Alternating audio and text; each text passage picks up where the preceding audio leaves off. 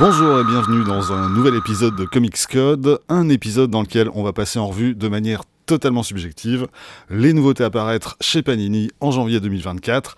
On verra les sorties des autres éditeurs français dans une prochaine vidéo. Petite précision pour commencer, on va traiter ici plus précisément des sorties Panini du 3 au 24 janvier. Parce que, avec la nouvelle année qui est en vue, j'ai déjà pris une première bonne résolution, c'est de caler le sommaire des vidéos Panini sur les annonces qu'ils ont faites sur leur blog. Et sur leur blog, le mois de janvier s'arrête au 24. Le 31 janvier, c'est déjà en février. Cherchez pas à comprendre, c'est du Panini. Mais bref, jusque-là, j'allais chercher sur d'autres sites les infos pour compléter le mois. En 2024, je vais plus m'emmerder, déjà parce que ça me prend du temps, que je suis susceptible de rater des trucs, et que j'ai pas systématiquement toutes les infos concernant les titres en question. Donc, désormais, on va faire plus simple, je me cale sur les annonces du blog Panini, et basta. Ceci dit, même avec un mois de janvier qui s'arrête au 24, ça nous fait déjà 32 titres à traiter, soit une moyenne de 8 nouveautés par semaine. Et on commence avec la collection 100% Marvel, qui compte à elle seule 10 nouveaux titres. Avec tout d'abord la revue Marvel Comics qui redémarre au numéro 1 et pour l'occasion propose à son sommaire quelques nouveautés, à commencer par la nouvelle série Avengers par Jed MacKay et C.F. Villa. Jusqu'à présent, Jed MacKay c'est pas un scénariste qui m'a particulièrement impressionné. Difficile de se faire un avis sur ce seul premier épisode qui consiste essentiellement à présenter la nouvelle composition de l'équipe tout en mettant en scène leur combat contre une menace massive mais qui n'a jamais particulièrement brillé lors de ses précédentes apparitions. Ça permet au moins à CF Villa d'illustrer de chouettes scènes de baston bien spectaculaires comme il faut. Marvel Comics accueille également un autre titre Avengers dans ses pages, All Out Avengers, une mini-série de 2022 par Derek Landy et Greg Land.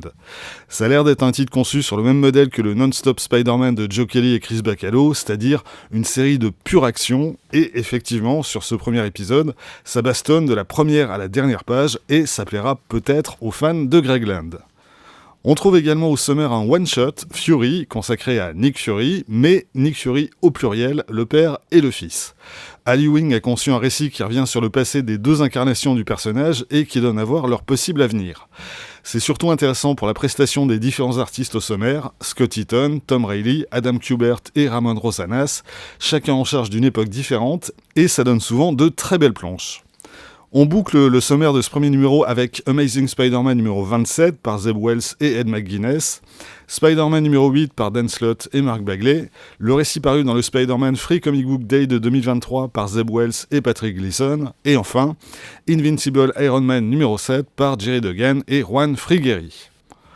De son côté, Destiny of X poursuit son petit bonhomme de chemin avec les numéros 24 et 25 et les séries habituelles au sommaire. A noter qu'on a eu la confirmation de l'arrêt de ce titre en mars prochain, au numéro 28, et son remplacement le même mois par Fall of X. Nouveauté 100% Marvel qui sortira le 3 janvier, la nouvelle série des Gardiens de la Galaxie, par Jackson Lanzing, Colin Kelly et Kev Walker. Pour ce énième relaunch, le trio nous propose un pur western spatial, avec Colt Laser, manteau cache-poussière, duel devant le saloon et poursuite dans le désert. On a vraiment droit à tous les stéréotypes du genre, mais comme c'est visiblement totalement assumé, ça passe, et ça passe d'autant mieux que c'est illustré par Kev Walker, qui s'amuse bien avec toute cette quincaillerie. Et puis, le scénario fait quand même apparaître une menace d'ampleur cosmique, issue des rangs même des gardiens, ce qui permet aussi quelques séquences spatiales particulièrement spectaculaires. Ça commence donc plutôt bien pour cette nouvelle version de la série, c'est plaisant à lire et ça remue pas mal.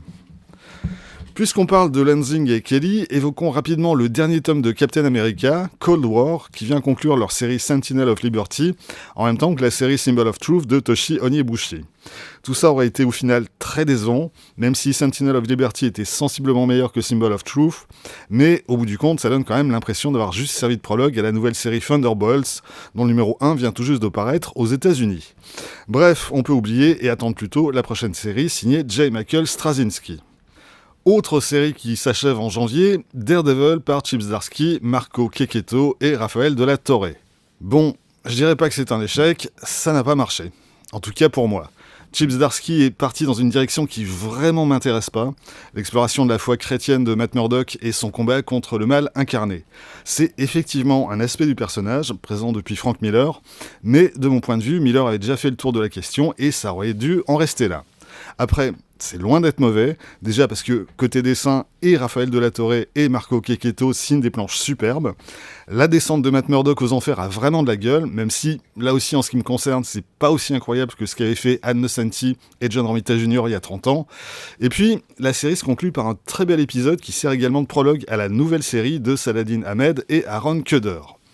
Donc, bilan mitigé en ce qui me concerne, ça restera pas parmi les runs les plus marquants de la série, même si ça a permis quelques avancées intéressantes, notamment l'évolution du personnage d'Electra. On n'en a pas fini avec les 100% Marvel, loin de là, sorti également du tome 3 de Ghost Rider de Benjamin Percy et Corey Smith. C'est une série que j'aime plutôt bien jusqu'à présent, en particulier pour son côté horrifique totalement assumé. Mais c'est pas un incontournable pour autant. Dans ce tome 3, les premiers épisodes sont vraiment bien, avec un passage par la ville de Savannah en plein trip infernal. La suite m'a nettement moins convaincu, même si elle remet en scène une autre incarnation du Ghost Rider, mais ça tire en longueur et le vilain est assez peu passionnant. Bref, c'est le genre de série que je continue de lire sur Marvel Unlimited, mais pour laquelle je débourserai pas 19€. Alors que je prends même plus la peine de lire Carnage ou Miles Morales, deux séries qui se croisent le temps d'un crossover intitulé Carnage Reigns, avec au sommaire les 2 derniers épisodes de Carnage par Alex Pagnadel et Fran Gallan, Miles Morales numéro 6 et 7 par Cody Ziglar et Federico Vincentini, Red Goblin numéro 5 par Alex Pagnadel et Yann Bazaldois, le tout encadré par 2 one-shots, Carnage Reigns, écrit et dessiné par un paquet de monde. Je fais également l'impasse sur Venom L'Evil Protector 2 de David Michelinie et Farid Karami, suite du 100% Marvel précédent qui s'adresse aux fans des premières mini-séries consacrées au personnage il y a 30 ans. Ici, Venom s'allie à Silver Sable pour faire face à une menace qu'on qualifiera d'internationale pour pas spoiler. C'est pas vilain, les planches de Farid Karami sont la bonne surprise de cette mini, mais comme j'ai aucune nostalgie ni pour le personnage ni pour cette époque, clairement je suis pas le public visé. Dernier 100% Marvel du mois, le tome 11 d'Amazing Spider-Man qui vient conclure la prestation de Nick Spencer sur cette série. Une période qui aurait été très décevante, j'attendais beaucoup mieux de Nick Spencer et j'avoue que j'ai souffert pour lire ces épisodes jusqu'au bout. La série se conclut avec un dernier volume de plus de 400 pages autour de la mini-série Sinister War qui voit 15 milliards de super-vilains s'affronter pour avoir le droit de donner le coup de grâce au tisseur de toile. Ou au lecteur qui a tenu jusque-là, ça dépend du point de vue. En Marvel Must Have, 2 nouveautés que je recommande pas franchement. La première, c'est Mythos de Paul Jenkins et Paolo Rivera. Une série de one-shots qui reviennent sur les origines des principaux personnages Marvel, les Fantastic Four, Spider-Man, Hulk, les X-Men, Captain America et Ghost Rider. Le problème en ce qui me concerne, c'est que je suis totalement insensible aux peintures de Paolo Rivera.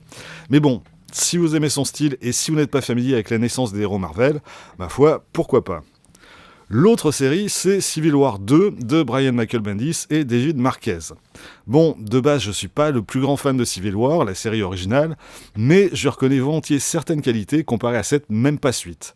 Cette fois, les héros Marvel se déchirent autour des pouvoirs d'un personnage capable de prévoir quels crimes vont être commis. Entre Captain Marvel, favorable à une frappe préventive contre les potentiels criminels, et Iron Man qui s'y oppose, tout le monde va devoir choisir son camp. Bon, autant la première Civil War posait des dilemmes moraux intéressants, autant là, le procédé paraît vraiment artificiel. C'est Minority Report en version Super Slip, et on sait déjà comment tout ça va se terminer. Mais bon, on pourra toujours réévaluer cette mini le jour où Marvel sortira Civil War 3, sous-titré Pain au chocolat ou chocolatine, où nos héros devront choisir leur camp entre celui de Howard le Canard et celui de Squirrel Girl. Quoique je me demande si je préférerais pas lire ça en fait. En Marvel Deluxe, sortie d'Inferno, la dernière apparition de Jonathan Hickman sur la séquence mutante qu'il avait initiée avec House of X Power of 10, et ça fait quand même regretter qu'il n'ait pas tenu les rênes de la franchise jusqu'au bout, parce qu'il sait rendre tous les enjeux en cours à nouveau passionnants. Les questions liées au duo Mystic Destiny sont à nouveau au centre du récit, et l'intrigue globale progresse enfin, alors qu'on avait l'impression que les autres scénaristes s'étaient ligués pour qu'elle fasse du surplace. Et comme le tout est illustré par Valerio Schiti, Stefano Caselli et Hervé Silva, en plus ça a quand même de la gueule. Autre Deluxe recommandable, Fury par Garth Ennis et Darick Robertson. Fury, c'est le premier titre avec Alias et US War Machine de la ligne Marvel Max, la ligne adulte de Marvel, il y a un peu plus de 20 ans. Et c'était l'occasion pour Ennis, à partir d'un personnage Marvel dont les exploits remontent à la Seconde Guerre mondiale, de signer ce qu'il préfère, un récit de guerre auquel le trait de Darick Robertson donne toute sa brutalité. Ce Deluxe réunit la mini originale ainsi que celle qui l'a suivie 5 ans plus tard, Peacemaker. En revanche, je déconseille assez fortement le Moon Knight de Brian Michael Bendis et Alex Maleev. Pourtant, avec aux commandes le duo auquel on doit de très bons épisodes de Daredevil, on était en droit d'espérer mieux. C'était sans compter sur Bendis, capable du meilleur comme du pire, et qui là, dans le pire, s'est lâché en faisant du personnage principal un producteur hollywoodien le jour et un justicier la nuit, et qui a surtout révisé sa schizophrénie pour qu'il se prenne désormais pour d'autres super-héros que lui. Et si c'est pas clair dit comme ça, faites-moi juste confiance quand je vous dis que c'est complètement con. Au passage, petite question aux experts en continuité Marvel. On assiste dans ces épisodes à la mort d'un personnage qui, effectivement, n'apparaîtra plus pendant plusieurs années, jusqu'à ce qu'un scénariste fasse revenir le personnage en question sans aucune explication. Ou alors j'ai raté un truc. Si vous avez la réponse, ça m'intéresse. En Marvel Epic Collection, sorti d'Iron Man Le Retour du Fantôme de David Michelinie, Bob Layton et Jackson Guice, un épique qui fait directement suite au précédent Stark Wars, sorti début 2023, et qui réunit les épisodes 233 à 244 de 1988-1989. Vous allez me dire que 12 épisodes pour un épique de 480 pages, ça paraît un petit peu juste. C'est parce que le sommaire est complété par 3 récits extraits de Marvel Fanfare, tous les 3 illustrés par Ken Stacy, dans un style qui plaira certainement pas à tout le monde. Moi-même, j'aime bien l'étrangeté du trait et de la mise en couleur, mais quand même avec modération. Et puis, on aura aussi une véritable bizarrerie, le graphic novel Iron Man Crash, écrit et dessiné par Mike Sands et programmé par William Bates. Oui, programmé parce qu'il s'agit d'un album entièrement réalisé sur ordinateur. Ce qui est à peu près la norme aujourd'hui, mais qui était totalement novateur à l'époque, c'est-à-dire en 1988. Novateur donc, mais également limité par les capacités informatiques de l'époque. Ça donne donc un véritable ovni. Visuellement, c'est quand même très daté, et n'allez pas croire que la pixelisation de l'image est due à un scan de mauvaise qualité. C'était le haut de gamme pour l'époque en matière de résolution. Au final, ça donne un volume sans doute moins indispensable que le précédent, mais ça reste une bonne période pour la série que je me redirai quand elle sortira. Du côté des intégrales, commençons par la plus ancienne avec l'intégrale Ant-Man 1964-1965, qui réunit les récits consacrés à Ant-Man et la guêpe parus dans Tales to Astonish numéro 53 à 69. Au sommaire, on retrouvera, comme dans la précédente intégrale, les vilains Marvel les plus ringards de l'époque, le porc-épic, la toupie, le magicien. À l'époque, c'était avec Human Torch, qui paraissait dans Strange Tales, la série Marvel la plus ridicule. 60 ans après, c'est plutôt rigolo à lire, mais faut quand même pas en abuser non plus. Sorti également de l'intégrale Ghost Rider 1979-1980 par Michael Fleischer et Don Perlin, qui réunit les épisodes 36 à 50 de la série. C'est les débuts de Michael Fleischer sur la série, ce qui au départ était plutôt une bonne nouvelle. Quelques années plus tôt, chez DC, dans Adventure Comics, Fleischer avait signé les épisodes du Spectre les plus cintrés qu'on ait jamais lus, avec un Spectre totalement sadique qui imaginait et réalisait les pires horreurs pour châtier les criminels. Et effectivement, sur ces premiers épisodes de Ghost Rider, le ton est assez sombre, avec notamment une histoire qui tourne autour d'une secte qui vénère la mort, ou un épisode sur un scientifique obsédé par les mutations causées par les radiations, et dont la vie est marquée par un événement absolument terrible. Mais petit à petit, cette noirceur des débuts s'estompe, comme si son éditeur avait demandé à Fleischer de lever le pied, et on aboutit assez vite à des histoires de motards ou de cascadeurs sans intérêt. Et pour ne rien arranger, tout ça est illustré par Don Perlin, l'un des dessinateurs les plus médiocres de l'époque chez Marvel. On a 2 épisodes un poil meilleurs côté dessin, illustrés par Carmine Infantino, et même si c'est pas du grand Infantino et qu'il a quand même tendance à dessiner bizarrement la tronche de Ghost Rider, ça reste plus appréciable que le reste. Du côté des choses plus récentes, on aura l'intégrale New Warriors 1991-1992 par Fabien Nicieza et Mark Bagley, avec les épisodes 11 à 20 de la série, l'annual numéro 1, ainsi qu'Avengers 341 et 342 de Nicieza et Steve Epting. 2 épisodes avec les New Warriors en guest, très marqués par l'affaire Rodney King, mais qui sont parus fin 1991, soit quelques mois avant que les émeutes de Los Angeles n'éclatent, mais c'était vraiment dans l'air du temps. À part ça, les épisodes de New Warriors sont tout à fait sympathiques. J'ai pas lu ça depuis un paquet d'années, mais j'en garde un bon souvenir. Et ça fait partie des rares séries Marvel du début des années 90 dont je conseille encore aujourd'hui la lecture. Contrairement à la dernière intégrale au programme du mois, Warlock et les Gardiens de l'Infini 1993-1994, qui contient l'intégralité du crossover Blood and Thunder auquel participaient les séries Warlock and the Infinity Watch, Warlock Chronicles, Thor et Silver Surfer. Et c'est un crossover qui réunit les artistes les plus dégueulasses ayant jamais travaillé pour Marvel. MC Wyman, Chris Rankiewicz, Bruce Zick, Bill Marimon. On est dans la période où tous les artistes Marvel un tant soit peu talentueux se sont barrés pour créer Image, et Marvel était obligé de faire les sorties d'école pour compenser l'hémorragie, et le résultat est juste atroce. Le pire, c'est que même les rares artistes doués présents dans ces pages, comme Colin Doran, réalisent pour le coup une prestation tout à fait médiocre. Quant au scénario, honnêtement, le dessin est tellement immonde que j'ai jamais eu le courage de me lancer dans la lecture de ce truc. Les plus téméraires d'entre vous peuvent essayer s'ils s'en sentent le courage, mais je leur conseillerais quand même de garder un sac à vomi à portée de main, on sait jamais. Du côté des omnibus, on a droit à un omnibus Spider-Man par Todd McFarlane, qui est en fait plutôt un bébé omnibus, 432 pages seulement, vendu 50€, et qui réunit les épisodes écrits et dessinés par McFarlane dans la série qu'il avait lancée en 1990, soit des épisodes 1 à 14, plus le numéro 16 qui est un crossover avec X-Force numéro 4 de Rob Liefeld, des épisodes qui sont l'un comme l'autre réalisés au format à l'italienne. Côté dessin, c'est probablement ce que McFarlane a fait de mieux chez Marvel. Côté scénario, c'est très sombre, ça tend même parfois davantage vers l'horreur que vers le super-héroïque. Et d'une certaine manière, ça préfigure ce que McFarlane fera quelques mois plus tard chez Image avec Spawn. On aura aussi droit à un omnibus X-Factor par Peter David, accompagné au dessin principalement par Larry Stroman, Joe Quesada et Jaeli. On a surtout les épisodes 70 à 92 de la série originale, parus entre 1991 et 1993. Au passage, les épisodes 90 à 92 sont pas écrits par Peter David, mais par Scott Lobdell, mais ils viennent boucler une intrigue entamée par David. À l'origine, on se rappelle que X-Factor était composé des membres originaux des X-Men. Avec l'arrivée de Peter David sur le titre, l'intégralité de l'équipe a été renouvelée et le scénariste a réuni ce qui, à l'époque, étaient des seconds couteaux mutants, Havok et Polaris, Wolfsbane, Strongman et surtout Jamie Madrox, l'homme multiple, qui, sous la plume de Peter David, deviendra un des personnages les plus intéressants de l'univers Marvel.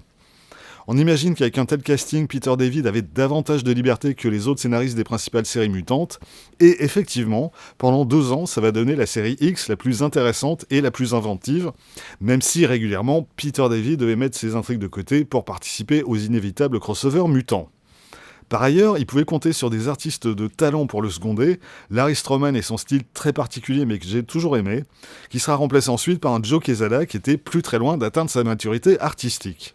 Bref, comme New Warriors dont je parlais tout à l'heure, c'est une autre des séries Marvel du début des années 90 dont je conseille la lecture. Par contre, dès que Peter David a quitté la série, c'est devenu très vite sans intérêt, et côté dessin, c'était encore pire. Le dernier omnibus du mois, c'est le 3e tome d'Aliens, qui poursuit la réédition des récits parus chez Dark Horse dans les années 90. Je vais pas passer en revue tout le sommaire de cet omnibus de 1000 pages, mais signaler quelques-uns des titres les plus intéressants. Par exemple, la mini de 1997, Aliens Alchemy de John Arcudi et Richard Corben, autrefois paru en France chez Tot. Alien Survival par James Vance et Guy Davis. Le one-shot Glass Corridor, écrit et dessiné par David Lloyd. Oui, le David Lloyd de V pour Vendetta. Aliens Rave par Jay Stephens et Eduardo Risso, sans oublier Aliens Pig de Chuck Dixon et Flint Henry, et son adorable petit cochon qui se trimballe au milieu des aliens avec une bombe nucléaire sur le dos. La majeure partie des récits au sommaire sont inédits, il devrait y avoir de quoi se faire plaisir. En Marvel Prestige, 2 sorties qui devraient ravir l'œil des esthètes. La première, c'est Daredevil Echo, écrit et dessiné par David Mack, soit les épisodes 51 à 55 de la série de 1988. L'artiste y revient sur les origines de son héroïne et change de style graphique quasiment à chaque page pour un résultat visuellement assez époustouflant. Et au format 30 par 20 de cette collection, effectivement, il y a de quoi s'en mettre plein la vue. Même chose avec l'autre prestige du mois, Doctor Strange Fall Sunrise, écrit et dessiné par Tradd Moore.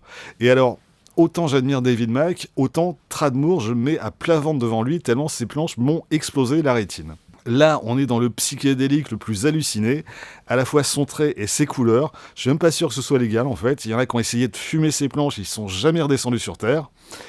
Pour ce qui est de l'histoire, je suis sûr que ça raconte une histoire, mais pour l'instant, mon cerveau n'enregistre que les images. On en reparlera donc quand je me le serai procuré. En kiosque, vous trouverez ce mois-ci un nouveau titre, Les Vilains de Marvel, dont le premier numéro est consacré à Thanos. Au sommaire de ces 160 pages, vous trouverez différentes apparitions du personnage sur plusieurs décennies. Face aux Avengers dans Captain Marvel numéro 31 de 1974, dessiné par Jim Starlin. Son grand retour en 1990 dans Silver Surfer numéro 35 par Jim Starlin et Ron Lim. Infinity Gauntlet numéro 4 à l'année suivante par les mêmes et avec aussi quelques pages de George Pérez. Cosmic Powers numéro 1 de 1994 par Ron Mars et Ron Lim. Thanos Rising numéro 1 de 2013 par Jason Aaron et Simone Bianchi. Et enfin, un court récit extrait de Marvel Holiday Special de 1993 par, à nouveau, Jim Starlin et Ron Lim. Je suis toujours pas convaincu par ce format anthologique qui réunit des petits bouts d'histoire épars, mais bon, à 8,99€ les 160 pages, c'est pas interdit d'essayer par curiosité. Du côté des titres indés, on a un nouveau Mark Millar, Nemesis Reloaded, dessiné par Jorge Jiménez. Nemesis, ça devrait vous rappeler le titre d'une mini de 2010, paru à l'époque chez Marvel sous leur label Icon, et dessiné par Steve McNiven. Bon, ce Nemesis Reloaded, c'est pas une suite, c'est, comme son nom l'indique un peu, un reboot, on prend les mêmes et on recommence. Nemesis, c'est un peu un Batman qui aurait mal tourné, c'est un génie du crime, capable de prévoir à l'avance tous les coups de ses adversaires, et qui semble disposer de moyens illimités pour mener à bien ses projets. Dans la première version, Mark Millar en faisait des tonnes, ce qui est un peu quand même sa marque de fabrique, avec un personnage capable d'éliminer en quelques secondes l'ensemble des occupants du Pentagone ou de la Maison Blanche. Bon, pour ce Reloaded, il s'est un petit peu calmé et il évite de trop verser dans le n'importe quoi. Ça reste quand même bien outrancier sur tous les plans. Comme d'habitude, les amateurs de Millar devraient apprécier. En ce qui me concerne, ça reste lisible et surtout très beau, Jorge Jiménez oblige, mais c'est pas vraiment ma came. Beaucoup plus intéressant de mon point de vue, 8 Billion Genies de Charles Soule et Ryan Brown, une mini-série en 8 épisodes parue aux États-Unis chez Image Comics entre 2022 et 2023 et qui part d'un postulat aussi simple que génial. Imaginez que, tout à coup, au même moment, chaque humain sur Terre se voit doté d'un génie qui peut exaucer non pas 3, mais un seul vœu. Bon, 5 minutes après, la Terre a viré au bordel le plus absolu et les morts se comptent déjà par millions. Et Charles Soule va développer cette idée au fil des jours, des mois et des années. Et c'est vraiment bien. C'est inventif, c'est souvent étonnant, et le scénariste a en plus la bonne idée de se focaliser sur un petit groupe de personnages, à la fois acteurs et témoins de la situation, et ainsi de nous faire partager à la fois leurs doutes et leurs espoirs. Et le dessin de Ryan Brown rend bien le côté totalement foutraque de cet univers en roue libre.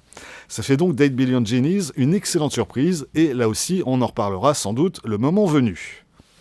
Signalons enfin un nouveau titre dans la série des Cyberpunk 2077, Where's Johnny, par Bartosz Tibor et Giannis Milono-Giannis.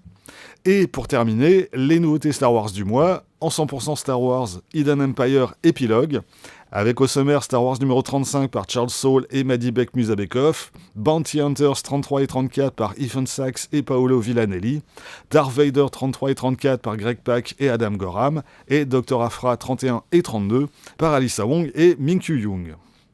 Toujours en 100% Star Wars, La Haute République, Les Aventures Phase 2, tome 2, avec la suite et la fin de The High Republic Adventures par Daniel Rosé-Holder, Harvey Tolibao et Tony Bruno, plus le one-shot Quest of the Jedi de Claudia Gray et Fico Ossio, le tout paru aux États-Unis chez Dark Horse en 2022-2023.